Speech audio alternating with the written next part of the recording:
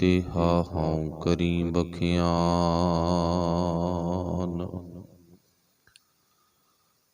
ਵਾਹਿਗੁਰੂ ਸਾਹਿਬ JIO. ਆਨੰਦਾ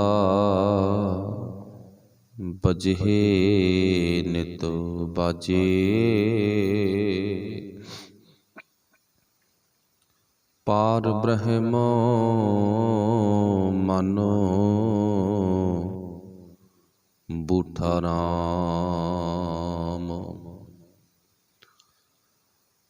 ਗੁਰਮੁਖੇ ਸਚ ਕਰਨੀ ਸਾਰੀ,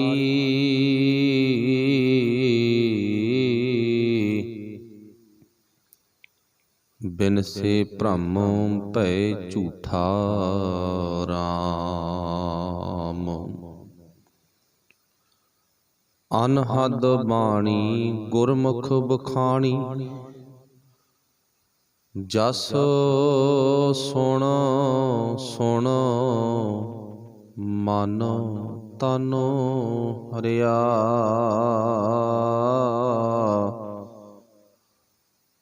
ਸਗਰ ਸਰਬ ਸੁਖਾ ਤਿਸ ਹੀ ਬਣ ਆਏ, ਜੋ ਪ੍ਰਭ ਆਪਣਾ ਕਰਿਆ। ਸਰਬ ਸੁਖਾਂ ਤਿਸ ਹੀ ਬਣ ਆਏ, ਜੋ ਪ੍ਰਭ ਆਪਣਾ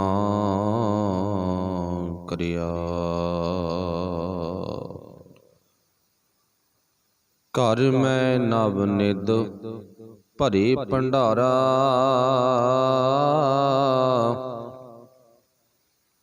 ਰਾਮ ਨਾਮ ਰੰਗ ਲਾਗਾ। ਨਾਨਕ ਜਨ ਪ੍ਰਭ ਕਦੇ ਨਾ ਬਿਸਰੈ, ਪੂਰਨ ਜਾਂ ਕੇ ਭਾਗਾ। ਨਾਨਕ ਜਨ ਪ੍ਰਭ ਕਦੇ ਨਾ ਬਿਸਰੈ, ਪੂਰਨ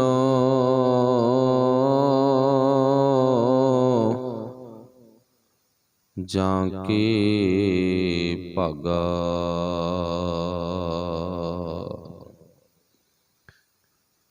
ਸ਼ਬਦ ਗੁਰੂ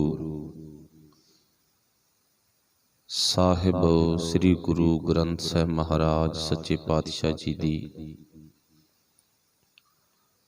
ਪਾਵਨ ਪਵਿੱਤਰ ਹਜ਼ੂਰੀ ਦੇ ਵਿੱਚ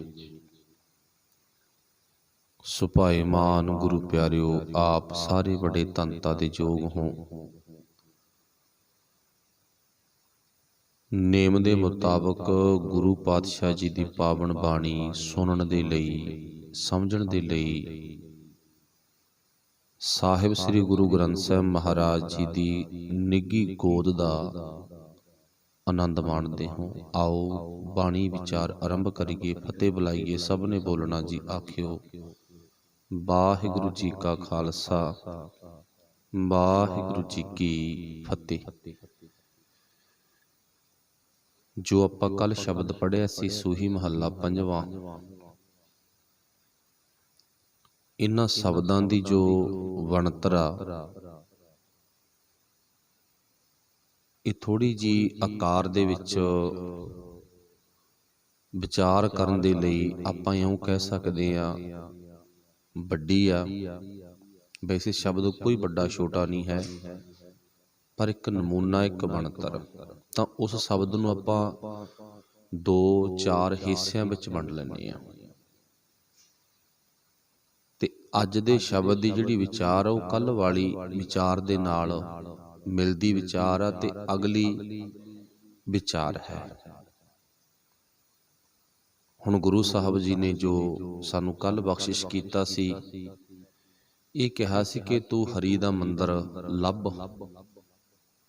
ਮੰਨ ਲਓ ਆਪਾਂ ਲੜੀ ਦੇ ਮੁਤਾਬਕ ਹਰੀ ਦਾ ਮੰਦਰ ਕੱਲ ਵਿਚਾਰ ਵਿੱਚੋਂ ਲੱਭ ਲਿਆ। ਹਰਮੰਦਰ ਇਹ ਸਰੀਰ ਹੈ। ਹੁਣ ਅਗਲੀ ਗੱਲ ਕੀ ਆ? ਮੰਦਰ ਮਿਲ ਗਿਆ।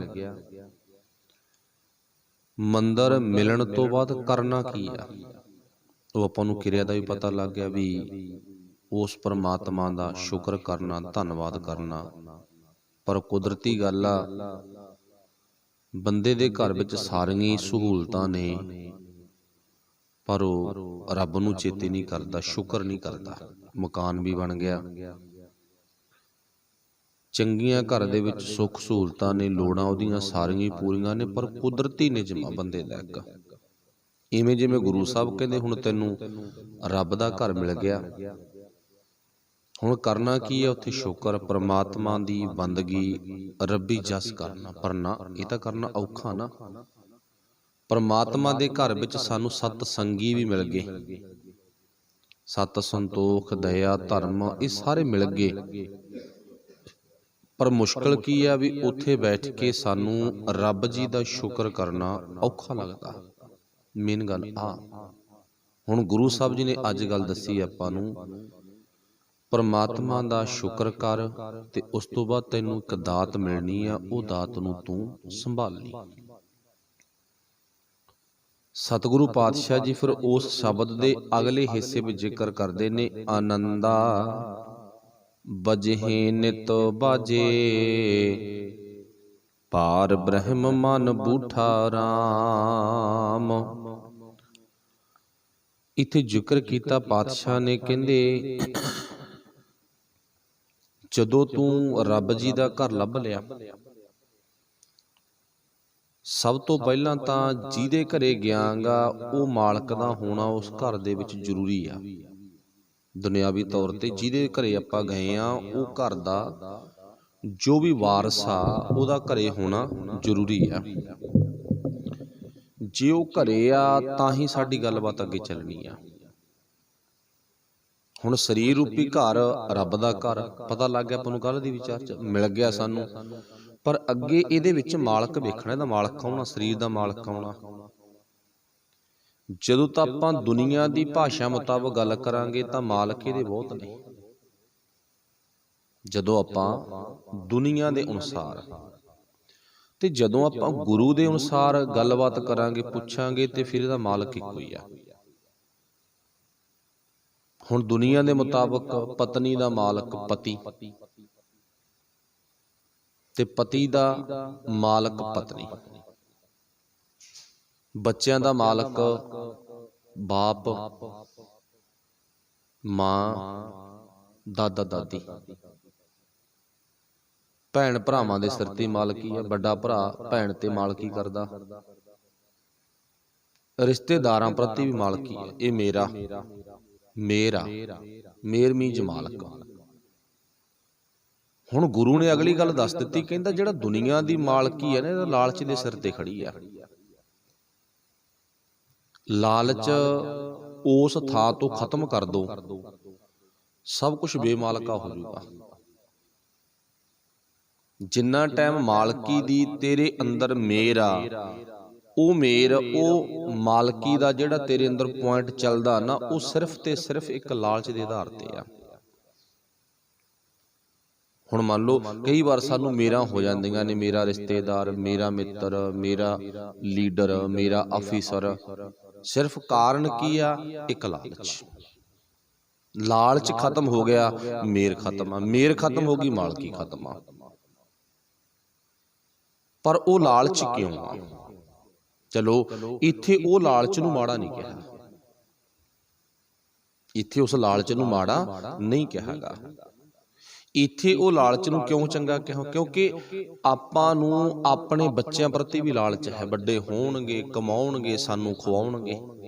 ਬੱਚਿਆਂ ਨੂੰ ਸਾਡੇ ਸੰਬੰਧੀ ਲਾਲਚ ਆ, ਮੇਰਾ ਬਾਪ ਮੈਨੂੰ ਜਿੱਥੋਂ ਮਰਜ਼ੀ ਲਿਆ ਕੇ ਦੇਵੇ, ਮੇਰੀਆਂ ਲੋੜਾਂ ਪੂਰੀਆਂ ਕਰੂ। ਲੋੜਾਂ ਇੱਕ ਲਾਲਚ ਆ। ਚਲੋ ਉਹ ਮਾੜੀਆਂ ਨਹੀਂ, ਇੱਕ ਦੁਨੀਆ ਦਾ ਢਾਂਚਾ ਜਿਹਨੂੰ ਆਪਾਂ ਸਿਸਟਮ ਕਹਿ ਲਈਏ, ਉਹਨੂੰ ਗੁਰੂ ਨੇ ਮਾੜਾ ਨਹੀਂ ਕਿਹਾ।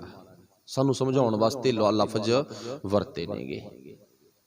ਹੁਣ ਗੁਰੂ ਸਾਹਿਬ ਜੀ ਕਹਿੰਦੇ, ਪਰ ਇਸ ਪਰਿਵਾਰ, ਇਸ ਸੰਸਾਰ ਵਿੱਚ ਰਹਿੰਦਿਆਂ ਹੋਇਆਂ ਸਰੀਰ ਰੂਪੀ ਰੱਬ ਜੀ ਦਾ ਘਰ ਤੈਨੂੰ ਮਿਲ ਗਿਆ, ਤੇ ਰੱਬ ਜੀ ਦਾ ਘਰ ਮਿਲਣ ਤੇ ਤੇਰੇ ਅੰਦਰ ਥੋੜਾ ਬਹੁਤਾ ਲਾਲਚ ਹੋਣਾ ਚਾਹੀਦਾ। ਲਾਲਚ ਕੀ ਹੋਣਾ ਚਾਹੀਦਾ? ਬਾਬਾ ਕਬੀਰ ਸਾਹਿਬ ਜੀ ਨੇ ਇੱਕ ਸ਼ਬਦ ਵਰਤਿਆ, ਕਬੀਰ ਲੁੱਟਣਾ ਹੈ ਤੋ ਲੂਟ ਲੈ, ਰਾਮ ਨਾਮ ਹੈ ਲੂਟ। ਫਿਰ ਪਾਛੈ ਪਛਤਾਹੋਗੇ, ਪ੍ਰਾਣ ਜਾਹੇਂਗੇ ਛੂਟ।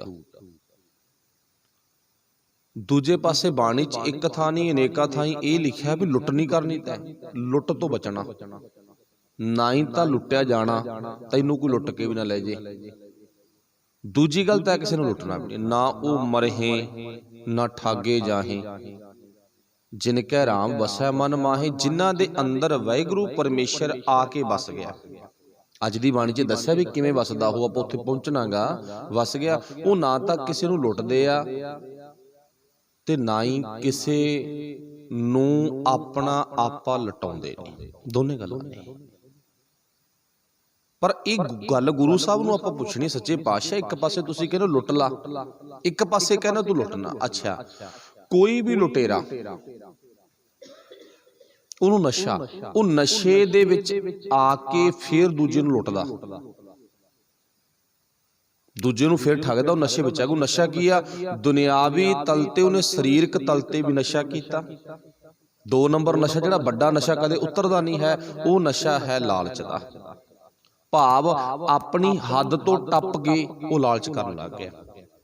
ਉਹਨੂੰ ਅਮੀਰਾਂ ਦੀ ਲਿਸਟ ਵਿੱਚ ਆਪਣਾ ਨਾਮ ਪਵਾਉਣ ਦਾ ਲਾਲਚ ਪੈ ਗਿਆ।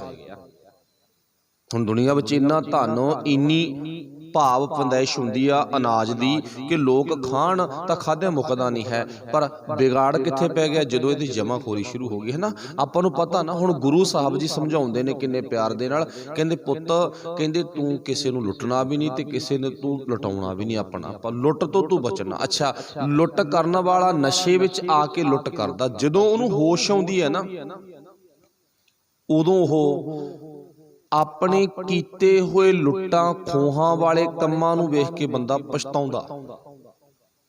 ਜਿਹੜੀ ਲੁੱਟ ਗੁਰੂ ਸਾਹਿਬ ਨੇ ਕਰਨ ਨੂੰ ਕਿਹਾਗਾ ਤੇ ਉਹ ਲੁੱਟ ਜੇ ਨਾ ਕੀਤੀ ਫੇਰ ਪਛਤਾਉਂਦਾ।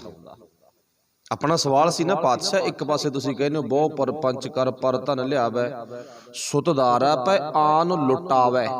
ਤੂੰ ਲੁਟਾ ਰਹਾਂਗਾ ਤੇ ਲੁੱਟ ਰਹਾਂਗਾ, ਬਹੁਤ ਮਾੜੀ ਗੱਲ ਆ। ਮਨ ਮੇਰੇ ਭੂਲੇ ਕਪਟ ਨਾ ਕੀਜੈ, ਅੰਤ ਨਵੇਰਾ ਤੇਰੇ ਜੀ ਪਹਿ ਲੀਜੈ। ਫਿਰ ਤੂੰ ਸੱਚੇ ਪਾਤਸ਼ਾਹ ਕਹਿਤਾ ਵੀ ਤੈਨੂੰ ਇਹਦਾ ਲੇਖਾ ਜੋਖਾ ਦੇਣਾ ਪਊ। ਲੁੱਟ ਦਾ ਜੋ ਸਿਸਟਮ ਚਲਾਇਆ ਵਿਆਗਾ, ਇਹ ਕੰਮ ਕਰਨਾ ਤੂੰ ਪਛਤਾਵੇਂਗਾ। ਲੁੱਟਿਆ ਨਾ ਕਰ। ਲੁੱਟ ਕਰਨ ਤੋਂ ਬਾਅਦ ਬੰਦੇ ਨੂੰ ਜਦੋਂ ਹੋਸ਼ ਆਉਂਦੀ ਹੈ ਨਾ ਦੁਨੀਆ 'ਚ, ਬੰਦਾ ਪਛਤਾਉਂਦਾ। ਇੰਨਾ ਕੁ ਧਿਆਨ ਆਪਾਂ ਆਪਣੇ ਅੰਦਰ ਮਾਰ ਸਕਦੇ ਹਾਂ ਵੀ ਜੇ ਅਸੀਂ ਕਦੇ ਕਿਸੇ ਦੇ ਨਾਲ ਧੋਖਾ ਕੀਤਾ, ਸੱਚਾਈ ਆ, ਬੰਦਾ ਦੁਨੀਆ ਦੇ ਵਿੱਚ ਰਹਿੰਦਾ ਹੋਇਆ ਨਾ ਕਈ ਵਾਰ ਅਜਿਹੇ ਕੰਮ ਕਰਦਾ, ਇੱਜ਼ਤਾਂ ਲੁੱਟਦਾ, ਧਨ ਦੌਲਤ ਲੁੱਟਦਾ, ਜ਼ਮੀਨਾਂ ਲੁੱਟਦਾ, ਤੇ ਬੰਦਾ ਘਰੇ ਨਹੀਂ ਦੱਸਦਾ ਆਪਦੇ, ਤੇ ਅੰਦਰ ਅੰਦਰ ਸ਼ਰਮ ਮਹਿਸੂਸ ਕਰਦਾ, ਯਾਰ ਮੈਂ ਬਹੁਤ ਮਾੜਾ ਕੰਮ ਕੀਤਾ। ਇੱਕ ਵਾਰੀ ਉਹਨੇ ਮਾੜਾ ਕੰਮ ਕੀਤਾ, ਐਸੀ ਗੱਲ ਨਹੀਂ ਵੀ ਨਹੀਂ ਕੀਤਾ, ਕੀਤਾ ਉਹਨੂੰ ਨਸ਼ਾ, ਉਹਨੂੰ ਲੋਰ ਆ। ਪਰ ਜਦੋਂ ਮਾੜਾ ਕੰਮ ਹੋ ਗਿਆ ਨਾ, ਲੁੱਟ ਦਾ ਮਾਲ ਪ੍ਰਾਪਤ ਕਰਨ ਤੋਂ ਬਾਅਦ ਉਹ ਬੰਦਾ ਪਛਤਾਉਂਦਾ, ਹਰ ਇੱਕ ਬੰਦਾ ਪਛਤਾਉਂਦਾ। ਤੇ ਗੁਰੂ ਸਾਹਿਬ ਜੀ ਕਹਿੰਦੇ ਜਿਹੜੀ ਲੁੱਟ ਮੈਂ ਤੈਨੂੰ ਕਰਨ ਨੂੰ ਕਿਹਾਗਾ, ਇਹ ਲੁੱਟ ਜੇ ਤੂੰ ਨਾ ਕੀਤੀ ਫਿਰ ਪਛਤਾਏਂਗਾ। ਬੰਦਾ ਦੁਨੀਆ ਦੇ ਤਲ ਤੇ ਲੁੱਟ ਖੋਹ ਕਰਕੇ ਪਛਤਾਉਂਦਾ। ਰੱਬੀ ਨਿਯਮ ਮੁਤਾਬਕ ਜਿਹੜੀ ਗੱਲ ਗੁਰੂ ਸਾਹਿਬ ਨੇ ਲੁੱਟਣ ਦੇ ਲਈ ਕਿਹਾ ਵੀ ਆਹ ਚੀਜ਼ ਤੂੰ ਲੁੱਟ ਲਾ, ਇਹ ਬੰਦਾ ਲੁੱਟ ਕਰਨ ਨਾ ਕਰਕੇ ਪਛਤਾਉਂਦਾ ਵੀ ਜੇ ਮੈਂ ਨਾ ਲੁੱਟ ਕੀਤੀ ਤਾਂ ਪਛਤਾਉਂਗਾ। ਫਿਰ ਆਪਾਂ ਪੜ੍ਹ ਲਓ ਪੰਕਤੀ, ਕਬੀਰ ਲੁੱਟਣਾ ਹੈ ਤੋ ਲੂਟ ਲੈ। ਬਾਬਾ ਕਬੀਰ ਸਾਹਿਬ ਜੀ ਕਹਿੰਦੇ ਜੇ ਤੂੰ ਲੁੱਟ ਕਰਨੀ ਹੈ ਨਾ, ਠੱਗਣਾ ਹੈ ਤਾਂ ਠੱਗ ਲੈ। ਕਿਹਨੂੰ? ਰਾਮ ਨਾਮ ਹੈ ਲੂਟ। ਫਿਰ ਅੱਗੇ ਲਿਖਿਆ ਜੇ ਤੂੰ ਨਾ ਲੁੱਟ ਕੀਤੀ ਇਹ, ਫਿਰ ਤੂੰ ਪਛਤਾਵੇਂਗਾ। ਫਿਰ ਪਾਛੈ ਪਛਤਾਹੋਗੇ, ਕਦੋਂ? ਪ੍ਰਾਣ ਜਾਹੇਂਗੇ ਛੂਟ। ਜਦੋਂ ਪ੍ਰਾਣ ਮੁੱਕਣ ਤੇ ਹੋਏ ਨਾ, ਉਦੋਂ ਤੂੰ ਪਛਤਾਵੇਂਗਾ। ਉਹ ਕੀ ਸੀ? ਪਰਮਾਤਮਾ ਦਾ ਨਾਮ ਲੁੱਟਣਾ ਸੀ। ਕਦੋਂ ਲੁੱਟਣਾ? ਹੁਣ ਆਪਾਂ ਪਿੱਛੇ ਲਿਆਓ ਧਿਆਨ ਆਪਣਾ ਵੀ ਕੱਲ ਗੁਰੂ ਨਾਨਕ ਸਾਹਿਬ ਨੇ ਸਾਨੂੰ ਕਿਹਾ ਸੀ ਰੱਬ ਦਾ ਘਰ ਲੱਭ, ਸਾਨੂੰ ਲੱਭ ਗਿਆ ਹਰਮੰਦਰ, ਇਹ ਸਰੀਰ ਹੈ। ਹੁਣ ਕਰਨਾ ਕੀ ਹੈ? ਇਸ ਹਰਮੰਦਰ ਵਿੱਚ ਉਹ ਵਾਹਿਗੁਰੂ ਬੈਠਾ, परमात्मा जी बैठे ने बोली जाते ने। हुण एक गल ध्यान दिओ, कई बार ना साडे अंदर ख्याल आउंदा रब किसी ने देखिया नहीं, साडे सारिਆਂ ਦੇ अंदर ना किसी ने देखिया ना कोई दिखा सके।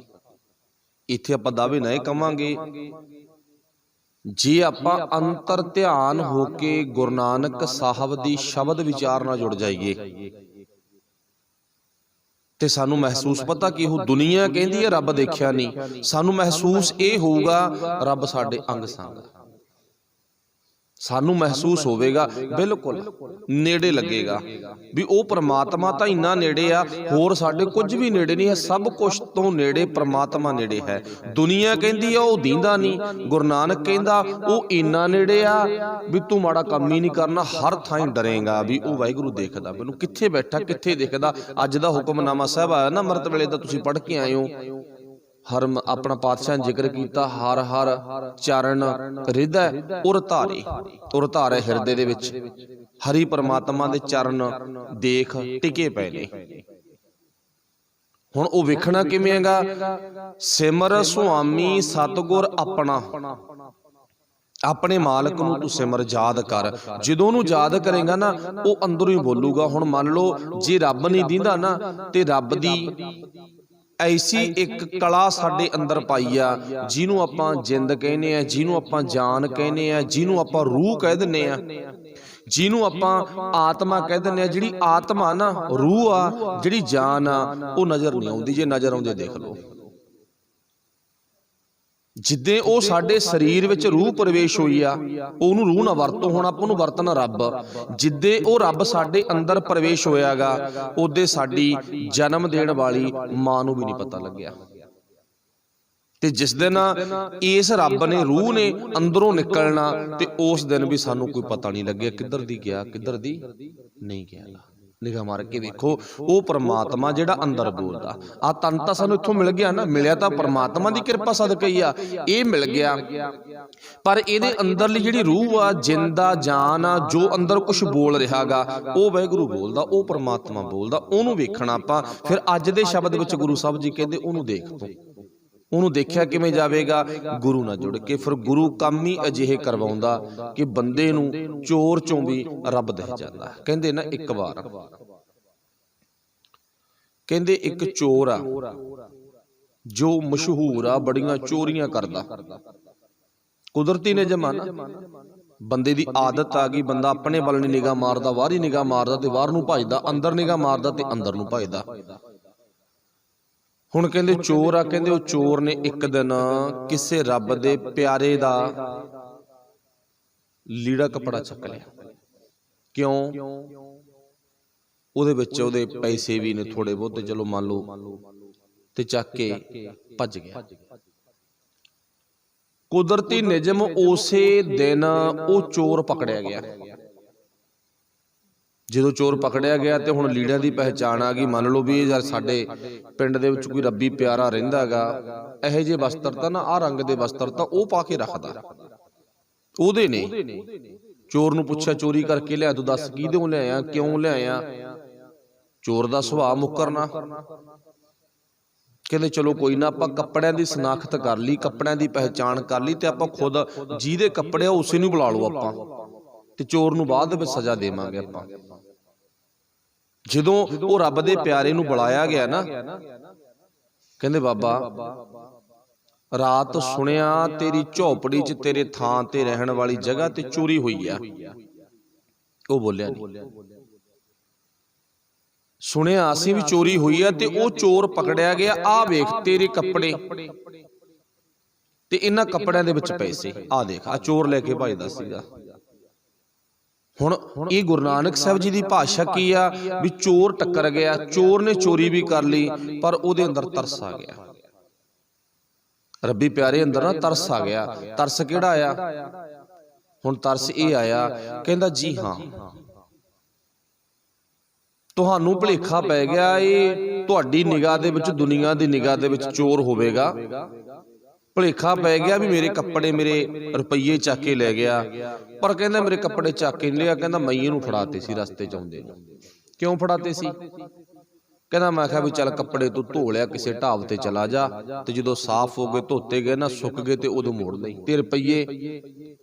ਕਹਿੰਦਾ ਰੁਪਈਏ ਮੈਂ ਸਰਫ ਸੋਡਾ ਸਾਬਣ ਖਰੀਦਣ ਵਾਸਤੇ ਪਕੜਾ ਦਿੱਤੇ, ਵੀ ਚਲੋ ਕੋਈ ਨਾ, ਰਸਤੇ ਚੋਂ ਲੈ ਕੇ ਨਾ, ਤੇ ਤੂੰ ਕੱਪੜੇ ਧੋ ਕੇ ਵਾਪਸ ਲੈ।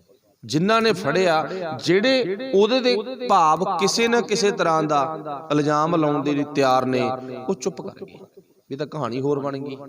ਆਪਣੀ ਭਾਵਨਾ ਕੀ ਸੀ? ਚੋਰ ਚੁੱਪ ਕਰਕੇ ਉਸ ਰੱਬੀ ਪਿਆਰੇ ਦੇ ਮਗਰ ਚਲਾ ਗਿਆ।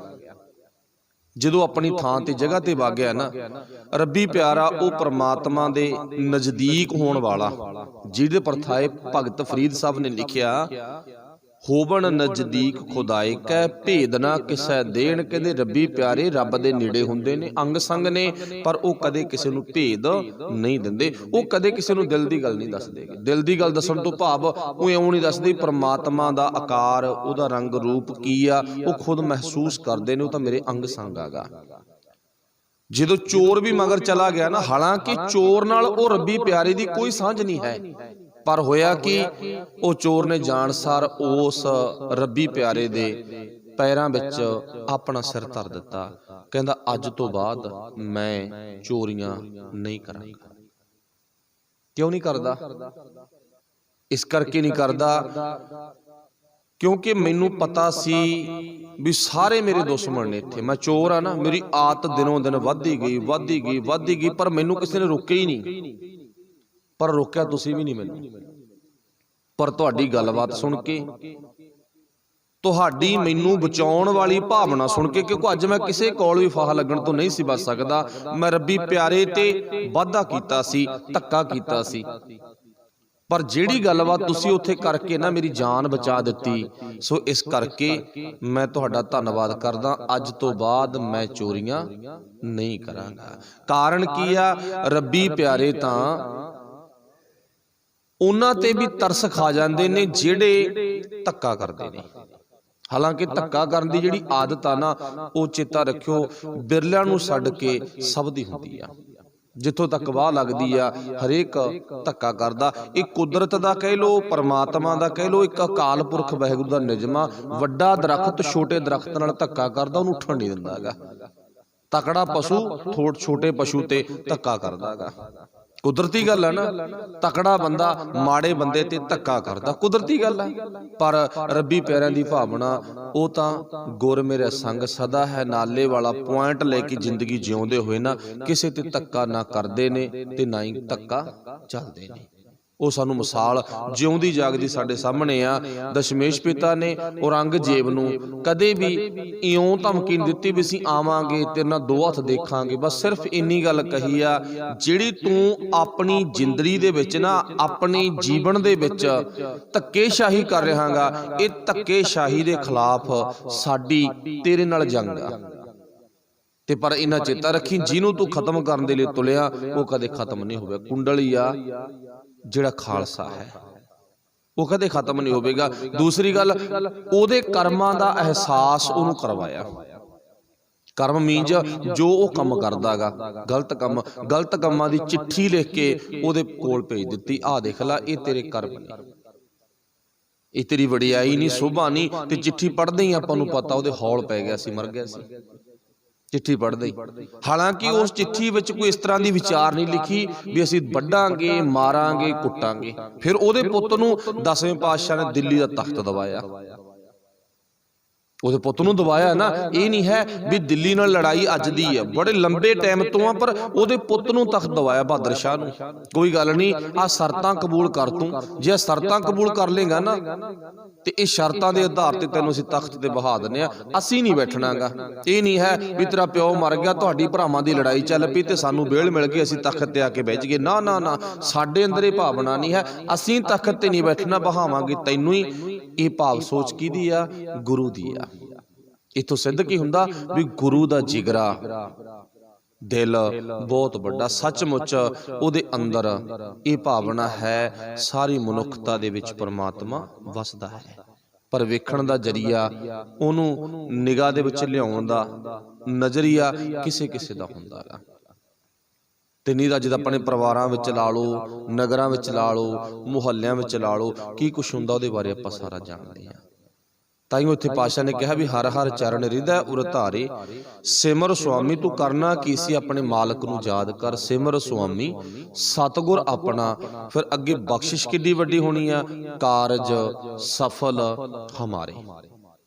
ਸਾਰੇ ਕਾਰਜ ਫਿਰ ਉਹ ਜੁਮਾ ਕਿਹਦਾ ਬਣ ਜੂ? ਵਾਹਿਗੁਰੂ ਦਾ ਬਣ ਜਾਵੇਗਾ। ਜਦੋਂ ਤੂੰ ਆਪਣਾ ਤਨ ਮਨ ਧਨ ਵੀ ਉਹਨੂੰ ਦੇ ਦਿੱਤਾ, ਜਦੋਂ ਤੂੰ ਮੇਰ ਛੱਡ ਦਿੱਤੀ ਨਾ, ਮਾਲਕੀ ਛੱਡ ਦਿੱਤੀ, ਭਾਵ ਮਾਲਕ ਉਹਨੂੰ ਬਣਾ ਦਿੱਤਾ, ਫਿਰ ਸਾਰਾ ਜੁਮਾ ਵੀ ਉਸੇ ਦਾ ਹੋ ਜਾਵੇਗਾ। ਫਿਰ ਅੰਦਰ ਬੈਠਾ ਵਾਹਿਗੁਰੂ ਤੈਨੂੰ ਜ਼ਰੂਰ ਨਜ਼ਰ ਆਵੇਗਾ। ਤੂੰ ਸੁੱਤਾ ਪਿਆ ਵੀ, ਜਾਗਦਾ ਵੀ, ਉਹ ਪਰਮਾਤਮਾ ਨੂੰ ਚੇਤੇ ਰੱਖੇਗਾ। ਜਦੋਂ ਵਾਹਿਗੁਰੂ ਨੂੰ ਚੇਤੇ ਰੱਖਣਾ ਸ਼ੁਰੂ ਕਰਤਾ, ਫਿਰ ਕੀ ਮਿਲਣਾਗਾ? ਫਿਰ ਪਾਤਸ਼ਾਹ ਜੀ ਕਹਿੰਦੇ ਆਨੰਦਾ ਬਜਹੇ ਨਿਤ ਬਾਜੇ। ਫਿਰ ਤੇਰੇ ਅੰਦਰ ਨਾ ਇੱਕ ਆਨੰਦ ਪੈਦਾ ਹੋ ਜਾਵੇਗਾ।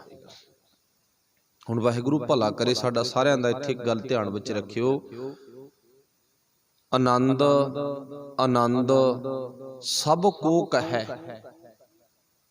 ਹੁਣ ਗੁਰੂ ਸਾਹਿਬ ਜੀ ਕਹਿੰਦੇ ਦੁਨੀਆ ਦੀ ਕਰੀਤ ਆ ਵੀ ਸਾਰੀ ਆਨੰਦ ਦੀ ਗੱਲ ਕਰਦੇ ਨੇ। ਕੋਈ ਕਹਿੰਦਾ ਫਿਲਮ ਦੇਖ ਕੇ ਆਨੰਦ ਆ ਗਿਆ ਮੈਨੂੰ, ਕੋਈ ਕਹਿੰਦਾ ਕੋਈ ਨਾਟਕ ਵੇਖ ਕੇ ਆਨੰਦ ਆ ਗਿਆ, ਕੋਈ ਕਹਿੰਦਾ ਮੈਨੂੰ ਗਾਣੇ ਸੁਣ ਕੇ ਆਨੰਦ ਆ ਗਿਆ, ਕੋਈ ਕਹਿੰਦਾ ਮੈਨੂੰ ਪੈਲਸਾਂ ਦੇ ਵਿੱਚ ਨਾਚ ਵੇਖ ਕੇ ਆਨੰਦ ਆ ਗਿਆ, ਕੋਈ ਕਹਿੰਦਾ ਖਾ ਕੇ ਆਨੰਦ ਆ ਗਿਆ, ਕੋਈ ਕਹਿੰਦਾ ਪੀ ਕੇ ਆਨੰਦ ਆ ਗਿਆ। ਨਾ, ਦੁਨੀਆ ਦਾ ਆਨੰਦ ਇਹ ਗੁਰੂ ਵਾਲਾ ਆਨੰਦ ਨਹੀਂ ਹੈ ਜੋ ਗੁਰੂ ਕੋਲੋਂ ਮਿਲਦਾ। ਆਨੰਦ ਆਨੰਦ ਸਭ ਕੋ ਕਹੈ, ਪਰ ਅਗਲੀ ਗੱਲ ਕੀ ਹੈ? ਆਨੰਦ ਗੁਰੂ ਤੇ ਜਾਣਿਆ। ਹੁਣ ਆਨੰਦ ਕਿਸ ਗੱਲ 'ਚ ਆ? ਇਸ ਗੱਲ 'ਚ ਆਨੰਦ ਆ ਸਾਡੇ ਅੰਦਰ ਇੱਕ ਖਿਆਲ ਆ ਵੀ ਅਸੀਂ ਅੰਮ੍ਰਿਤ ਵੇਲੇ ਜਾਗਣਾ, ਗੁਰੂ ਕੋਲੇ ਜਾਣਾ, ਗੁਰੂ ਦੀ ਬਾਣੀ ਸੁਣਨੀ ਆ। ਸਾਨੂੰ ਇਸ ਗੱਲ ਵਿੱਚ ਸਕੂਨ ਆ। ਅਸੀਂ ਪਿਛਲਾ ਝਾਕਾ, ਪਿਛਲੀ ਭਾਵਨਾ ਲਾ ਕੇ ਗੁਰੂ ਕੋਲੇ ਆ ਵੜੇ। ਅੱਧਾ ਘੰਟਾ, 20 ਮਿੰਟ, ਘੰਟਾ ਗੁਰੂ ਨੇ ਸਾਨੂੰ ਸੋਹਣੀਆਂ ਸੋਹਣੀਆਂ ਗੱਲਾਂ ਸੁਣਾਤੀਆਂ, ਇਹਦੇ ਵਿੱਚੋਂ ਸਾਨੂੰ ਰਸ ਮਿਲਿਆ, ਆਨੰਦ ਮਿਲਿਆ। ਤੇ ਇਹ ਆਨੰਦ ਇੰਨਾ ਵਧੀਆ ਆਨੰਦ ਆ, ਪਾਤਸ਼ਾਹ ਜੀ ਕਹਿੰਦੇ ਇਹ ਆਨੰਦ ਦੀ ਪ੍ਰਾਪਤੀ ਹੋ ਗਈ ਨਾ, ਫਿਰ ਮਨੁੱਖ ਦੇ ਅੰਦਰ ਕਿਸੇ ਤਰ੍ਹਾਂ ਦੀ ਮੁਸ਼ਕਲ ਆ ਜਿਹੜੀ ਉਹ ਲਾਸਟ ਵਾਲੇ ਪਦੇ ਵਿੱਚ, ਬੰਦਗੀ ਵਿੱਚ, ਪੰਗਤੀ ਵਿੱਚ ਲਿਖਿਆ ਪਾਤਸ਼ਾਹ ਨੇ, ਉਹ ਜ਼ਿੰਦਗੀ ਵਿੱਚ ਆਵੇਗੀ ਨਹੀਂ, ਮੁਸ਼ਕਲ ਨਹੀਂ ਆਵੇਗੀ। ਜਾ ਕੋ ਮੁਸ਼ਕਲ ਅਤ ਬਣੈ, ਢੋਈ ਕੋਈ ਨਾ ਦੇ, ਲਾਗੂ ਹੋਏ ਦੁਸ਼ਮਣਾ ਸਭੇ ਭੱਜ ਖਲੋਏ। ਪਾਤਸ਼ਾਹ ਜੀ ਕਹਿੰਦੇ ਨਾ, ਜੇ ਤੇਰੀ ਜ਼ਿੰਦਗੀ ਦੇ ਵਿੱਚ ਸਾਰੇ ਦੁਸ਼ਮਣ ਆ ਗਏ, ਤੈਨੂੰ ਢੋਈ ਕਿਸੇ ਨੇ ਨਹੀਂ ਦਿੱਤੀ, ਲਾਗੂ ਹੋਏ ਦੁਸ਼ਮਣਾ, ਤੇਰੇ ਨੇੜੇ ਤੇੜੇ ਲਾਗੂ ਦੁਸ਼ਮਣ ਆ ਗਏ, ਤੈਨੂੰ ਕੋਈ ਵੀ ਆਸਰਾ ਨਹੀਂ ਦਿੱਤਾ ਕਿਸੇ ਨੇ, ਫਿਰ ਇੱਕੋ ਹੀ ਆਸਰਾ ਕਿਹਦਾ? ਗੁਰੂ ਦਾ। ਫਿਰ ਉਹ ਗੁਰੂ ਨੇ ਤੇਰੇ ਤੇ ਤਰਸ ਕਰਨਾ, ਉਹ ਭਾਵ ਮਾੜਾ ਕੰਮ ਨਹੀਂ ਕਰਦਾ। ਗੁਰੂ ਦਾ ਸੁਭਾਅ ਜਿਹੜਾ ਅਸਲੀ ਗੁਰੂ ਆ ਨਾ, ਜਿਹੜਾ ਆਨੰਦ ਦੀ ਦਾਤ ਕਹਿ ਲੋ, ਆਨੰਦ ਵਿੱਚ ਜੀਵਨ ਜਿਉਣ ਦੀ ਜਾਂਚ ਕਹਿ ਲੋ ਦਿੰਦਾ ਨਾ, ਆਨੰਦ ਆਨੰਦ ਸਭ ਕੋ ਕਹੈ, ਆਨੰਦ ਗੁਰੂ ਤੇ ਜਾਣਿਆ। ਫਿਰ ਉਹ ਗੁਰੂ ਕਦੇ ਵੀ ਬੇਆਸਰਾ ਨਹੀਂ ਹੈ, ਉਹ ਆਸਰਾ ਦਿੰਦਾ। ਢੋਈ ਮਿਲਦੇ ਉਹ ਦਰ ਤੇ ਆ ਕੇ।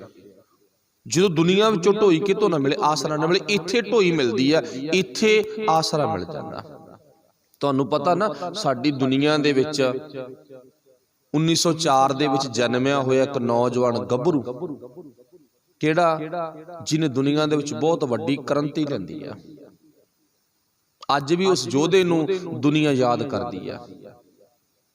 ਉਹਦਾ ਨਾਮ ਭਗਤ ਪੂਰਨ ਸਿੰਘ, ਜਿਹਨੂੰ ਆਪਾਂ ਪਿੰਗਲਵਾੜੇ ਵਾਲੇ ਦੇ ਨਾਮ ਤੇ ਯਾਦ ਕਰਦੇ ਆ।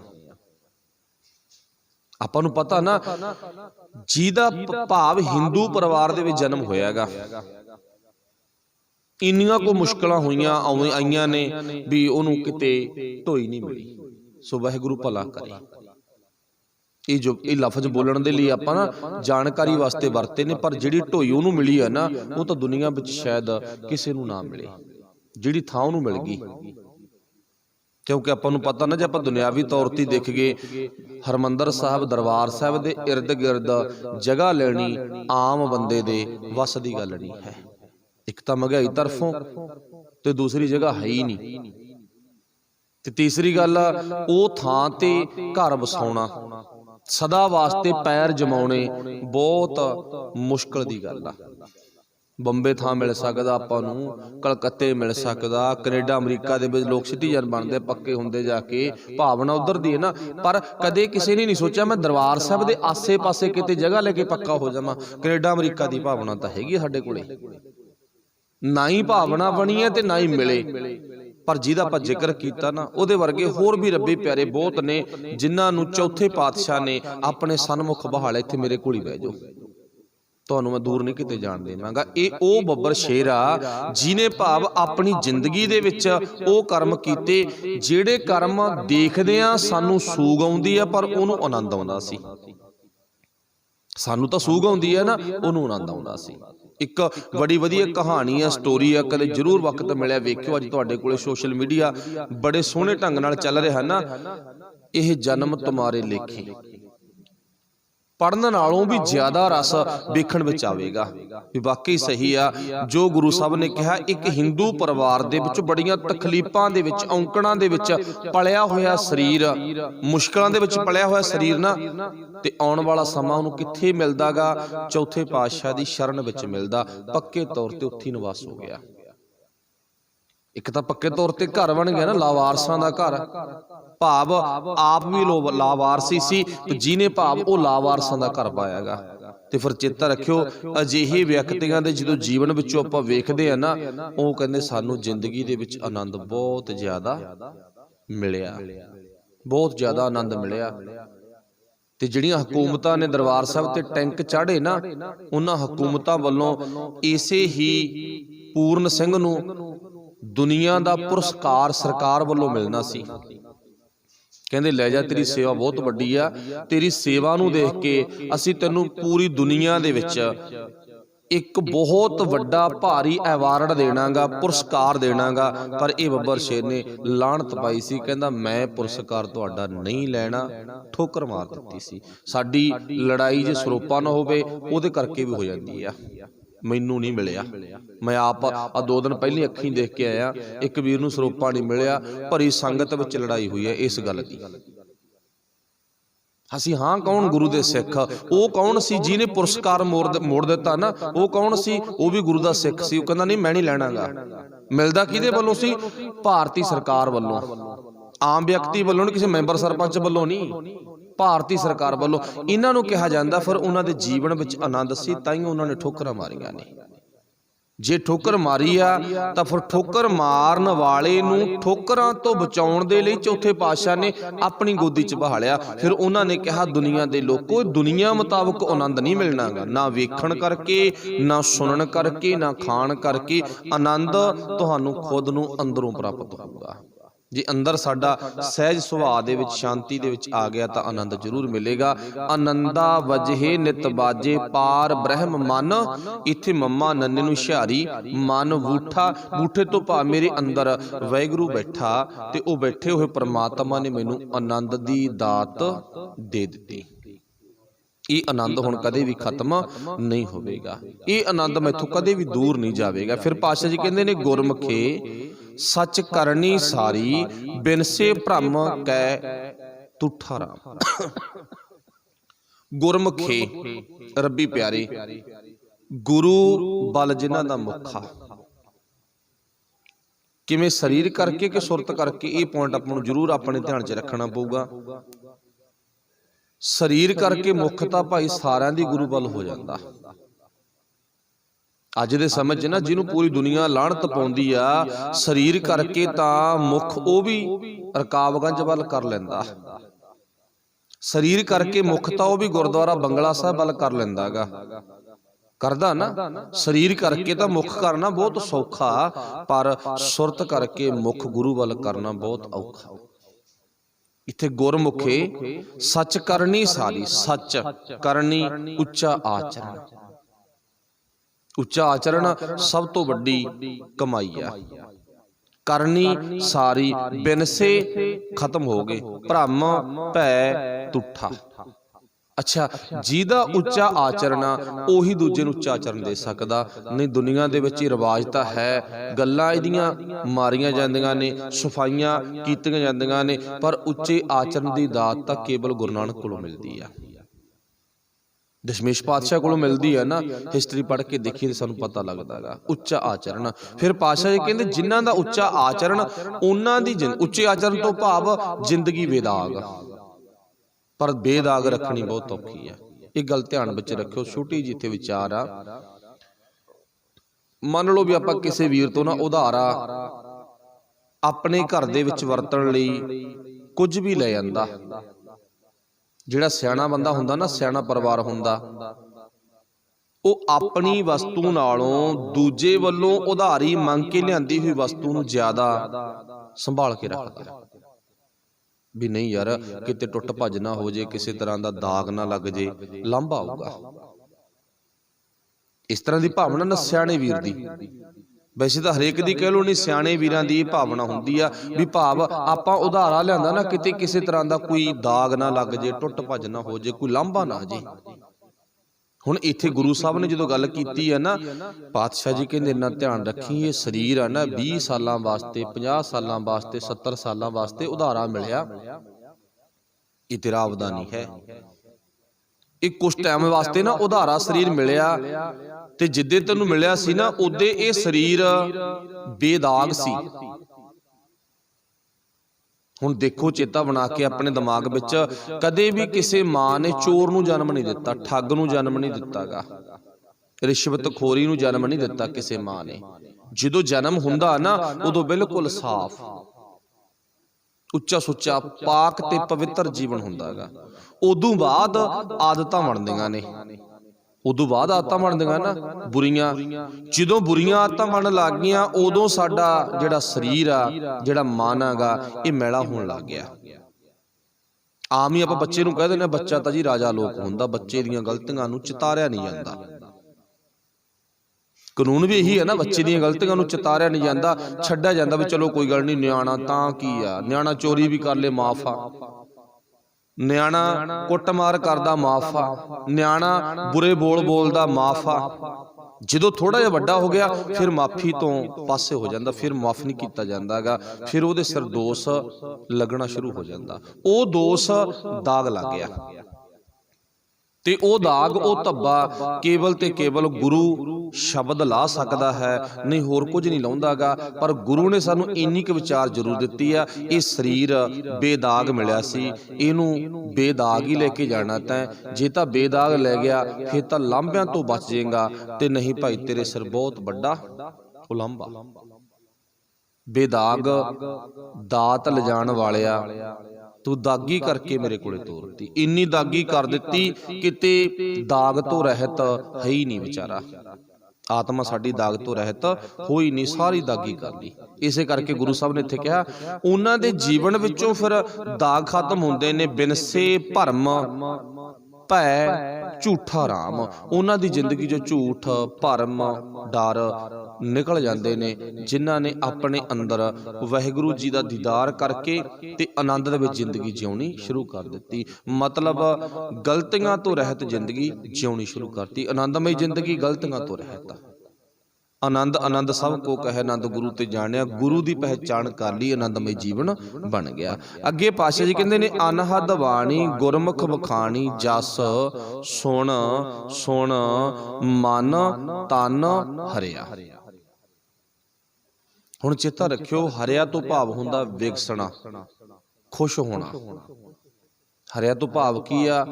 ਖੁਸ਼ੀ ਅੰਦਰ ਦੀ, ਅੰਦਰੋਂ ਖੇੜੇ ਵਿੱਚ ਆਉਣਾ, ਵਿਗਸਣਾ। ਜਿਵੇਂ ਫੁੱਲ ਸੁਬਹ ਸੁਬਹ ਖਿੜਦੇ ਆ ਨਾ, ਇਵੇਂ ਖੜਾ ਹੋਣਾ ਜ਼ਿੰਦਗੀ 'ਚ। ਪਰ ਹੁਣ ਵਾਹਿਗੁਰੂ ਭਲਾ ਕਰੇ, ਜਿਹੜੀ ਵਿਚਾਰ ਆ ਨਾ, ਬੇਸ਼ੱਕ ਤੁਹਾਨੂੰ ਮਾਫ ਕਰਨਾ ਸਮਝ ਨਾ ਆਵੇ, ਥੋੜੀ ਜਿਹੀ ਐਂ ਲੱਗੂ ਵੀ ਕਿਹੋ ਜਿਹੀ ਵਿਚਾਰ ਆ, ਵੀ ਸਾਨੂੰ ਸਮਝ ਨਹੀਂ ਆਉਂਦੀ। ਪਰ ਚੇਤਾ ਰੱਖਿਓ, ਗੁਰੂ ਕਹਿੰਦਾ ਇੱਥੇ, ਕਹਿੰਦਾ ਇੱਕ ਵਾਰੀ ਤੂੰ ਆਪਣੇ ਆਪ ਨੂੰ ਜ਼ਰੂਰ ਚੈੱਕ ਕਰਕੇ ਵੇਖ, ਤੇਰੇ ਅੰਦਰ ਖੁਸ਼ੀ ਹੈਗੀ ਆ ਕਿ ਹੈ ਨਹੀਂ। ਜਦੋਂ ਆਪਾਂ ਵੇਖਾਂਗੇ ਨਾ ਆਪਣੇ ਆਪ ਨੂੰ ਵੀ ਸਾਡੇ ਅੰਦਰ ਖੁਸ਼ੀ, ਆਨੰਦ, ਖੇੜਾ ਹੈਗਾ, ਨਹੀਂ ਹੈ ਨਹੀਂਗਾ, ਅਸੀਂ ਤਾਂ ਬੁਝੇ ਪਏ ਆ। ਜਿੱਥੇ ਖੁਸ਼ੀਆਂ ਦਾ ਖਜ਼ਾਨਾ ਭੰਡਾਰਾ ਗੁਰੂ ਰੱਖੀ ਬੈਠਾ ਨਾ, ਅਸੀਂ ਤਾਂ ਉਹਦੇ ਕੋਲੇ ਆ ਕੇ ਬੁਝੇ ਬੈਠੇ ਆਂਗੇ, ਬਿਲਕੁਲ ਅੰਦਰੋਂ ਖਤਮ ਹੋ ਚੁੱਕੇ ਆ। ਬਿਰਲਿਆਂ ਨੂੰ ਛੱਡ ਕੇ ਜਿਨ੍ਹਾਂ ਅੰਦਰ ਗੁਰੂ ਪ੍ਰਥਾਏ ਪਿਆਰ ਆ। ਤੇ ਨਹੀਂ, ਖੁਸ਼ੀ ਇੱਥੋਂ ਮਿਲਦੀ ਆ, ਇੱਥੋਂ ਖੁਸ਼ੀ ਮਿਲਦੀ ਹੈ ਨਾ, ਇੱਥੋਂ ਮਿਲੀ ਹੋਈ ਖੁਸ਼ੀ ਤਾਂ ਕੋਈ ਖੋ ਨਹੀਂ ਸਕਦਾਗਾ। ਫਿਰ ਗੁਰੂ ਸਾਹਿਬ ਨੇ ਜ਼ਿਕਰ ਕੀ ਕੀਤਾ? ਅਨਹਦ ਬਾਣੀ, ਅਨਹਦ ਤੂਰਾ ਭਾਵ ਅੰਦਰੋਂ ਸ਼ੁੱਧ ਆਵਾਜ਼ ਆਉਣੀ ਸ਼ੁਰੂ ਹੋ ਗਈ। ਸ਼ੁੱਧ ਆਵਾਜ਼ ਗਿਆਨ। ਜਦੋਂ ਗਿਆਨ ਆ ਗਿਆ ਨਾ, ਫਿਰ ਤੂੰ ਗਿਆਨ ਅੰਦਰ ਵੰਡੇਗਾ, ਪਹਿਲਾਂ ਆਪਣੇ ਆਪ ਵਿੱਚ, ਫਿਰ ਹੋਰਾਂ ਨੂੰ ਵੰਡੇਗਾ, ਫਿਰ ਤੈਨੂੰ ਜ਼ਰੂਰ ਖੁਸ਼ੀ ਮਿਲਣੀ ਆ ਵੀ ਹਾਂ, ਮੇਰੇ ਵਿੱਚ ਕੋਈ ਨਾ ਕੋਈ ਗੁਰੂ ਨੇ ਗੁਣ ਪਾਇਆ।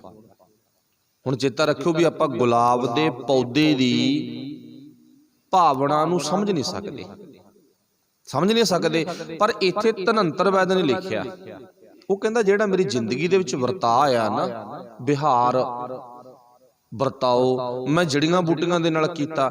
ਕਹਿੰਦਾ ਬੜੀਆਂ ਜੜੀਆਂ ਬੂਟੀਆਂ ਨੇ ਜਿਹੜੀਆਂ ਬੋਲ ਕੇ ਦੱਸ ਦਿੰਦੀਆਂ ਵੀ ਅਸੀਂ ਬੜੀਆਂ ਚੰਗੀਆਂ। ਉਹਨਾਂ ਨੂੰ ਆਪਣੇ ਆਪ ਤੇ ਫਖਰ ਆ। ਸਭ ਤੋਂ ਵੱਧ ਗੁਲਾਬ ਦੇ ਫੁੱਲ ਨੂੰ ਆਪਣੇ ਆਪ ਤੇ ਫਖਰ ਆ।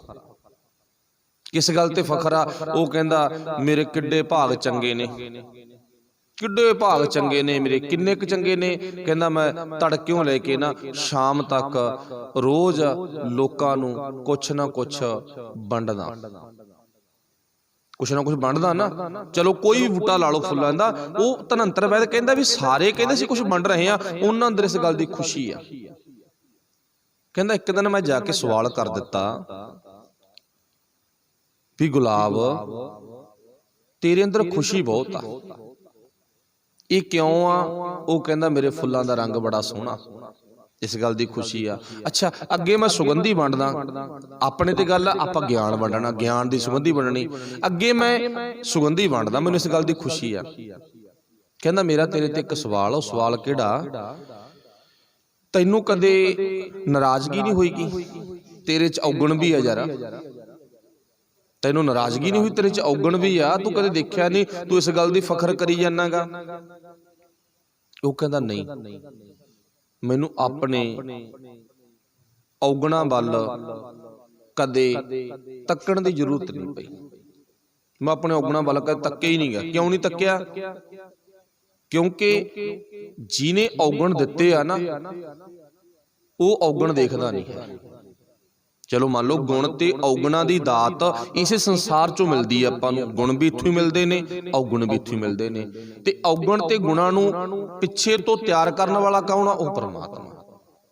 ਹੁਣ ਕਾਮ ਕ੍ਰੋਧ ਲੋਭ ਮੋਹ ਹੰਕਾਰ ਨੂੰ ਤਿਆਰ ਕਰਨ ਵਾਲਾ ਕੌਣ ਆ? ਪਰਮਾਤਮਾ। ਤੇ ਬਚਾਉਣ ਵਾਲਾ ਕੌਣ ਆ? ਗੁਰੂ ਪਰਮਾਤਮਾ। ਬਚਾਉਂਦਾ ਵੀ ਉਹੀ ਹੈ ਨਾ, ਪੁੱਠੇ ਕੰਮ ਨਹੀਂ ਕਰਨੇ। ਤੇ ਬਚਾਉਂਦਾ ਵੀ ਉਹੀ ਆ, ਬਖਸ਼ਿਸ਼ ਵੀ ਉਸੇ ਦੀ ਆ। ਹੁਣ ਦੰਦ ਨੇ ਪਰਮਾਤਮਾ ਨਹੀਂ ਲਾਇਆ ਨਾ, ਤੇ ਇਹਨਾਂ ਦੰਦਾਂ ਤੋਂ ਕੰਮ ਲੈਣਾ ਸੀ, ਪਰ ਇਹਨਾਂ ਦੰਦਾਂ ਤੋਂ ਬੁਰਾ ਕੰਮ ਨਹੀਂ ਸੀ ਲੈਣਾ। ਜ਼ੁਬਾਨ ਉਹ ਪਰਮਾਤਮਾ ਨਹੀਂ ਲਾਇਆ, ਇਹਦੇ ਨਾਲ ਸ਼ਬਦ ਪੜ੍ਹਨਾ, ਹਰੀ ਦਾ ਜਸ ਕਰਨਾ ਕਿ ਗਾਲਾਂ ਕੱਢਣੀਆਂ, ਇਹਨੂੰ ਆਪਣੇ ਹੱਥ 'ਚ। ਪਰ ਵਾਹਿਗੁਰੂ ਨੇ ਦਾਤ ਦੇ ਦਿੱਤੀ ਸਾਨੂੰ। ਉਹ ਕਹਿੰਦਾ ਗੁਲਾਬ ਦਾ ਫੁੱਲ ਬੋਲ ਪਿਆ, ਮਤਲਬ ਗੁਲਾਬ ਦਾ ਪੌਦਾ ਬੋਲ ਪਿਆ। ਉਹ ਕਹਿੰਦਾ ਨਹੀਂ, ਮੈਂ ਕਦੇ ਆਪਣੇ ਔਗਣਾਂ ਵੱਲ ਤੱਕਿਆ ਨਹੀਂ, ਚਿਤਾਰੇ ਨਹੀਂ ਆਪਣੇ ਔਗਣ। ਕਿਉਂ ਨਹੀਂ ਚਿਤਾਰੇ? ਕਿਉਂਕਿ ਕਹਿੰਦਾ ਔਗਣ ਬਣਾਉਣ ਵਾਲਾ ਕਦੇ ਔਗਣ ਨਹੀਂ ਚਿਤਾਰਦਾ। ਕਿਹੜਾ ਔਗਣ ਬਣਾਉਣ ਵਾਲਾ? ਪਰਮਾਤਮਾ। ਔਗਣ ਕਿਹੜੇ ਸੀ? ਕੰਡੇ, ਕੰਡੇ ਸੀ ਨਾ। ਹੁਣ ਉਹ ਧਨੰਤਰ ਕਹਿੰਦਾ ਵੀ ਤੂੰ ਚਿਤਾਰੇ ਕਿਉਂ ਨਹੀਂ? ਕਹਿੰਦਾ ਚਿਤਾਰਾਂ ਤਾਂ ਮੈਂ ਤਾਂ, ਔਗਣ ਕੰਡੇ ਚਿਤਾਰਾਂ ਤਾਂ ਮੈਂ ਉਹਨਾਂ ਦੀ ਗੱਲ ਤਾਂ ਮੈਂ ਤਾਂ ਕਰਾਂ ਜਿਹੜਾ ਮੇਰੇ ਕੋਲੇ ਆ ਕੇ ਇਹ ਕਵੇ ਵੀ ਮੈਂ ਕੰਡਿਆਂ ਦੇ ਬੂਟੇ ਕੋਲੇ ਖੜਾਂਗਾ। ਹੁਣ ਜਿੰਨੇ ਕ ਆਪਾਂ ਬੈਠੇ ਆ, ਕਦੇ ਧਿਆਨ ਮਾਰ ਕੇ ਵੇਖੋ, ਗੁਲਾਬ ਦਾ ਪੌਦਾ ਸੱਚ ਬੋਲਿਆ ਕਿ ਝੂਠ ਬੋਲਿਆ? ਔਗਣ ਤਾਂ ਕਹਿੰਦਾ ਮੈਂ ਤਾਂ ਚਿਤਾਰਾ ਨਾ, ਜੇ ਮੇਰੇ ਕੋਲੇ ਆ ਕੇ ਖੜਨ ਵਾਲਾ, ਮੇਰੇ ਬਾਗ ਵਿੱਚ ਪਹੁੰਚਣ ਵਾਲਾ ਆ ਕੇ ਗੱਲ ਕਵੇ, ਦੂਸਰਾ ਪੁੱਛੇ ਕਿੱਥੇ ਖੜਾ ਤੂੰ, ਤੇ ਉਹ ਕਵੇ ਮੈਂ ਤਾਂ ਕੰਡਿਆਂ ਦੇ ਪੌਦੇ ਕੋਲੇ ਖੜਾ। ਮੈਨੂੰ ਇੱਕ ਵੀ ਵਿਅਕਤੀ ਦਿਖਾ ਦੇ ਜਿਹਨੇ ਕਦੇ ਇਹ ਗੱਲ ਕਹੀ ਹੈ ਮੈਂ ਕੰਡਿਆਂ ਦੇ ਪੌਦੇ ਕੋਲੇ ਖੜਾ। ਕਹਿੰਦਾ ਜਿਹੜੇ ਨੂੰ ਜਿਹੜਾ ਪੁੱਛਦਾ ਕਿੱਥੇ ਖੜਾ ਨਾ, ਹਰੇਕ ਐ ਕਹਿੰਦਾ ਮੈਂ ਤਾਂ ਗੁਲਾਬ ਦੇ ਪੌਦੇ ਕੋਲੇ ਖੜਾਂਗਾ, ਮੈਂ ਤਾਂ ਗੁਲਾਬ ਦੇ ਸੁਗੰਧਤ ਪਦਾਰਥ ਕੋਲੇ ਖੜਾ। ਕਿਸੇ ਨੇ ਮੈਨੂੰ ਐ ਨਹੀਂ ਕਿਹਾ ਵੀ ਮੈਂ ਕੰਡਿਆਂ ਦੇ ਪੌਦੇ ਕੋਲੇ ਖੜਾ। ਹੁਣ ਜਿੰਨੇ ਕ ਆਪਾਂ ਸੁਣਦੇ, ਆਪਾਂ ਨਿਗਾਹ ਮਾਰ ਕੇ ਵੇਖੋ, ਆਪਾਂ ਕਦੇ ਵੀ ਇਹ ਕਹਿ ਕੇ ਨਹੀਂ ਗੱਲ ਕਹੀ ਆਪਾਂ ਨਾ ਕਿਤੇ ਮਤਲਬ ਨਰਸਰੀ ਦੇ ਵਿੱਚ ਚਲੇ ਜਾਈਏ ਵੀ ਸਾਨੂੰ ਕੰਡਿਆਂ ਵਾਲਾ ਪੌਦਾ ਦੇ ਦੇ। ਕੰਡਿਆਂ ਵਾਲਾ ਪੌਦਾ ਤਾਂ ਮੰਨ ਲਓ ਜੀ ਗੁਲਾਬ ਦੇ ਬੂਟੇ ਦਾ ਨਾਮ ਆਪਾਂ ਗੁਲਾਬ ਨਹੀਂ ਜਾਣਦੇ ਤਾਂ ਆਪਾਂ ਉਹਨੂੰ ਇਸ਼ਾਰਾ ਕਰਾਂਗੇ, ਸਾਨੂੰ ਮਤਲਬ ਕਿ ਨਾਭੀ ਜੇ ਰੰਗ ਦਾ, ਲਾਲ ਜੇ ਕਲਰ ਦਾ ਫੁੱਲਾਂ ਦਾ ਬੂਟਾ ਆਉਂਦਾ, ਉਹਦੇ ਚ ਸੁਗੰਧੀ ਬੜੀ ਵਧੀਆ ਆਉਂਦੀ ਹੈ, ਉਹ ਦਿਖਾ ਸਾਨੂੰ। ਚਲੋ ਮੰਨ ਲਓ ਵੀ ਸਾਡੇ ਧਿਆਨ 'ਚ ਨਹੀਂ ਆਇਆ ਵੀ ਉਹ ਗੁਲਾਬ ਦੇ ਫੁੱਲ ਦਾ ਨਾਮ ਕੀ ਆ, ਨਹੀਂ ਧਿਆਨ 'ਚ ਆਇਆ, ਤਾਂ ਉੱਥੇ ਆਪਾਂ ਉਹਨੂੰ ਨਮੂਨਾ ਬਣਾ ਕੇ ਦਿਖਾਵਾਂਗੇ ਵੀ ਆਹ ਦੇ। ਆਪਾਂ ਇਉਂ ਉੱਥੇ ਫਿਰ ਵੀ ਨਹੀਂ ਕਵਾਂਗੇ ਵੀ ਸਾਨੂੰ ਕੰਡਿਆਂ ਦਾ ਬੂਟਾ ਦੇ, ਵੀ ਜਿਹਦਾ 1 ਫੁੱਟ ਦਾ ਡੱਕਾ ਹੁੰਦਾ ਨਾ, ਥੋੜਾ ਜਿਹਾ ਕਲਮ ਹੁੰਦੀ ਹੈ 1 ਫੁੱਟ ਦੀ ਲਾ ਲਓ, 6 ਇੰਚ ਦੀ ਲਾ ਲਓ, ਕਲਮ ਹੁੰਦੀ ਆ, ਕਲਮ ਦੀ ਅੱਧੀ ਇੰਚ ਤੇ ਕੰਡੇ ਹੁੰਦੇ ਨੇ, ਸਾਨੂੰ ਕੰਡਿਆਂ ਵਾਲਾ ਡੱਕਾ ਜਿਹਾ ਦਿਖਾਣਾ। ਕੰਡਿਆਂ ਵਾਲਾ ਕਹਿ ਕੇ ਆਵਾਜ਼ ਨਹੀਂ ਮਾਰੀ, ਜੇ ਆਵਾਜ਼ ਮਾਰੀ ਆ ਗੁਲਾਬ ਦਾ ਫੁੱਲ ਕਹਿ ਕੇ ਆਵਾਜ਼ ਮਾਰੀ ਆ। ਕਹਿੰਦਾ ਫਿਰ ਮੈਨੂੰ ਔਗਣ ਦੇਖਣ ਦੀ ਕੀ ਲੋੜ ਆ। ਦੂਜੀ ਗੱਲ ਆ, ਧਨੰਤਰ ਕਹਿੰਦਾ ਮੈਂ ਗੱਲ ਸੁਣ ਕੇ ਉਹਦੀ ਵੀ ਅੰਦਰੋਂ ਸਕੂਨ ਪ੍ਰਾਪਤ ਕੀਤਾ, ਸ਼ਾਬਾਸ਼ੀ ਦਿੱਤੀ ਵੀ ਚਲੋ ਠੀਕ ਆ। ਦੂਜੀ ਗੱਲ ਕੀ ਆ, ਕਹਿੰਦਾ ਦੂਜੀ ਗੱਲ ਉਹ ਗੁਲਾਬ ਬੋਲ ਪਿਆ, ਕਹਿੰਦਾ ਧਨੰਤਰਾ ਤੈਨੂੰ ਇੰਨਾ ਕੁ ਤਾਂ ਪਤਾ ਹੋਣਾ ਚਾਹੀਦਾ ਨਾ, ਕਹਿੰਦਾ ਜਿੱਥੇ ਸੋਨਾ ਹੋਵੇ ਨਾ, ਜਿੱਥੇ ਹੀਰੇ ਹੋਣ, ਜਿੱਥੇ ਮੰਨ ਲਓ ਸਾਡੀ ਭਾਸ਼ਾ ਮੁਤਾਬਕ ਰੁਪਈਏ ਹੋਣ, ਜਿਹੜੇ ਲੋਕਰਾਂ ਵਿੱਚ ਨਾ ਸੋਨਾ ਚਾਂਦੀ ਹੀਰੇ ਮੋਤੀ ਰੁਪਈਏ ਪਏ ਨੇ, ਤੇ ਉਹਨਾਂ ਦੀ ਰਾਖੀ ਵਾਸਤੇ ਜਿੰਦੇ ਲਾਏ ਜਾਂਦੇ ਨੇ। ਗੁਲਾਬ ਦਾ ਪੌਦਾ ਬੋਲ ਪਿਆ, ਜਿੱਥੇ ਮਹੀਆਂ ਧੰਤਾਂ ਨੇ ਜਿੰਦੇ ਲਾਏ ਜਾਂਦੇ ਨਾ। ਜਿੰਦਾ ਕੀ ਆ? ਇੱਕ ਕੰਡਾ।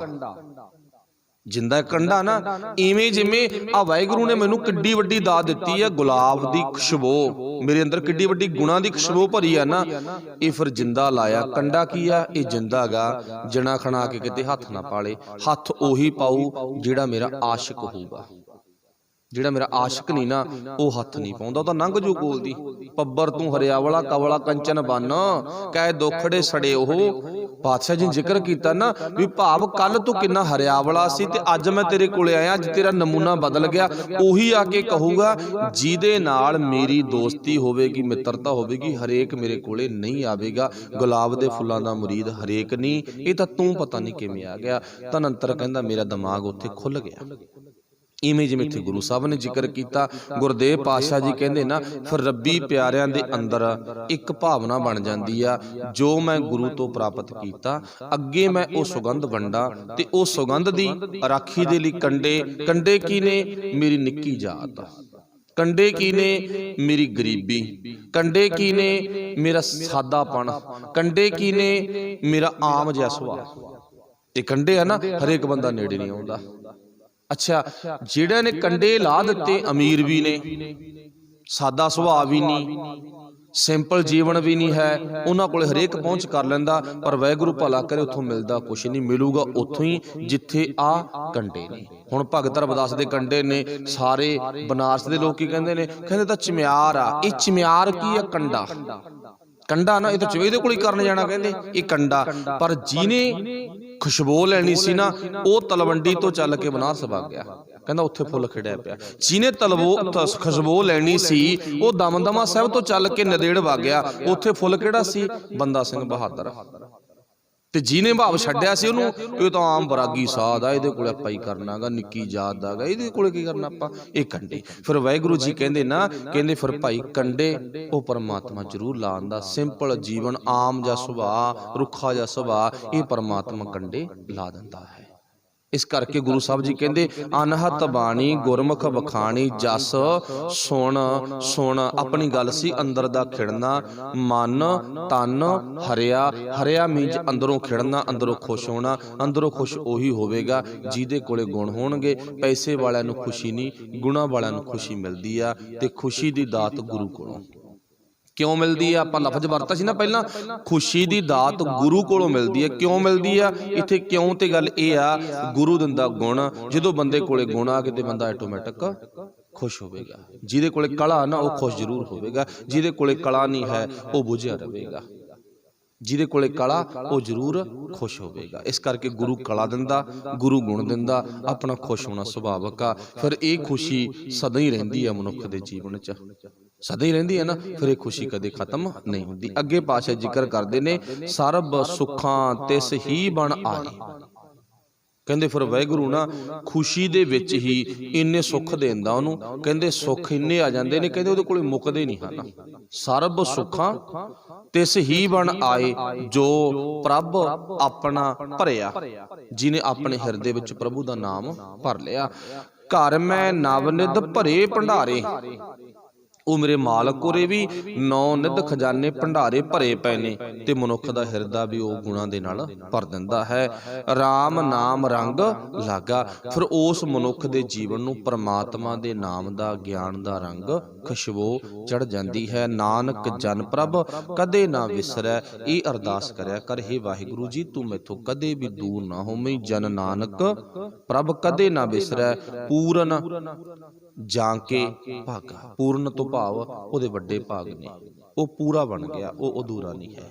ਵੈਸੇ ਆਪਣੀ ਜਿਹੜੀ ਆਵਾਜ਼ ਆ ਨਾ, ਬੋਲੀ ਆ, ਆਪਾਂ ਮਰੇ ਬੰਦੇ ਨੂੰ ਕਹਿੰਦੇ ਪੂਰਾ ਹੋ ਗਿਆ, ਪਰ ਮਰਿਆ ਬੰਦਾ ਪੂਰਾ ਨਹੀਂ ਹੁੰਦਾ। ਮਰਿਆ ਬੰਦਾ ਤਾਂ ਅਧੂਰਾ, ਉਹਦੇ ਸਾਹ ਹੈ ਨਹੀਂ, ਉਹਦੇ 'ਚ ਬੋਲਣ ਦੀ ਸਮਰੱਥਾ, ਸੁਣਨ ਦੀ ਸਮਰੱਥਾ, ਹੱਲਣ ਦੀ ਸਮਰੱਥਾ, ਖਾਣ ਪੀਣ ਦੀ ਸਮਰੱਥਾ ਖਤਮ ਆ। ਉਹ ਪੂਰਾ ਕਿੱਥੇ, ਅਧੂਰਾ। ਪੂਰਾ ਕੌਣ ਹੈਗਾ? ਜਿਹੜਾ ਦੁਨੀਆ ਵਿੱਚ ਰਹਿੰਦਾ ਹੋਇਆ ਗੁਰੂ ਨਾਲ ਜੁੜ ਗਿਆ, ਉਹ ਪੂਰਾ। ਤੇ ਪੂਰਾ ਲਫ਼ਜ਼ ਆਪਾਂ ਮਰੇ ਵਰਥਾਏ ਵਰਤਦੇ ਹੋ, ਵਰਤਨੋਂ ਹਟ ਜਾਈਏ ਤਾਂ ਮਰ ਗਿਆ, ਖਤਮ ਆ ਕਹਾਣੀ। ਪਰ ਪੂਰਾ ਕੌਣ ਆ? ਪੂਰੇ ਕਾ ਕੀਆ ਸਭ ਕਿਛ ਪੂਰਾ, ਘੱਟ ਵੱਧ ਕਿਛ ਨਾਹੀਂ। ਜਿਹੜਾ ਪੂਰਾ ਪਰਮਾਤਮਾ ਨਾ, ਉਹ ਦੁਨੀਆ ਦੇ ਲੋਕਾਂ ਨੂੰ ਵੀ ਪੂਰਾ ਕਰ ਦਿੰਦਾ ਹੈਗਾ। ਫਿਰ ਆਪਾਂ ਜਿਉਂਦੇ ਜੀ ਪੂਰੇ ਹੋਣਾ, ਮਤਲਬ ਆਪਣੇ ਅੰਦਰੋਂ ਗੁਣਾਂ ਨਾਲ ਭਰਨਾ ਹੈ, ਫਿਰ ਸਾਡੀ ਜ਼ਿੰਦਗੀ ਖੁਸ਼ਹਾਲ ਹੈ। ਇੱਥੋਂ ਤੱਕ ਅੱਜ ਦੀ ਵਿਚਾਰ ਸਮਾਪਤ ਆ। ਬੋਲਦਿਆਂ ਤੋਂ ਅੱਖਰ ਗੁਰੂ ਸਾਹਿਬ ਤੇ ਗੁਰੂ ਕੀ ਸੰਗਤ ਬਖਸ਼ਣਯੋਗ ਹੈ। ਬੜੀਆਂ ਭੁੱਲਾਂ ਰਹਿ ਜਾਂਦੀਆਂ ਨੇ। ਵਾਹਿਗੁਰੂ ਜੀ ਕਾ ਖਾਲਸਾ, ਵਾਹਿਗੁਰੂ ਜੀ ਕੀ ਫਤਿਹ। ਰਾਮ ਕਲੀ ਮਹੱਲਾ ਤੀਜਾ। ਆਨੰਦ ਏਕ ਓੰਕਾਰ ਸਤਿਗੁਰ ਪ੍ਰਸਾਦ। ਆਨੰਦ ਭਇਆ ਮੇਰੀ ਮਾਏ, ਸਤਿਗੁਰੂ ਮੈਂ ਪਾਇਆ। ਸਤਿਗੁਰ ਤਾ ਪਾਇਆ ਸਹਿ ਸੇਤੀ, ਮਨ ਵਜੀਆਂ ਵਧਾਈਆਂ। ਰਾਗ ਰਤਨ ਪਰਵਾਰ ਸ਼ਬਦ ਗਾਵਣ ਆਈਆਂ। ਸ਼ਬਦੋਤਾ ਗਾਵੋ ਹਰੀ ਕੇਰਾ, ਮਨ ਜਿਨੀ ਵਸਾਇਆ। ਕਹੈ ਨਾਨਕ ਆਨੰਦ ਹੋਆ, ਸਤਿਗੁਰੂ ਮੈਂ ਪਾਇਆ।